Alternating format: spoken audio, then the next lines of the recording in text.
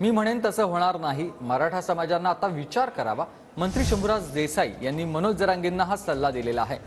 मनोज जरांगेंनी आता संयमाची भूमिका घ्यावी असं देखील ते सल्ला देताना म्हणतात। तर घाईगडबडीत कोणता निर्णय घेता येत नाही असं देखील शंभूराज देसाई यांनी स्पष्ट केलं। हरकतींमुळे कोर्टात सगळेसोरे अधिसूचना रद्द होऊ शकते असं देखील देसाईंनी स्पष्ट केलेलं आहे। काय म्हणायचे ते लोकशाहीमध्ये म्हणू शकतात। राज्य सरकारची भूमिका स्पष्ट आहे, स्वच्छ आहे, पारदर्शक आहे।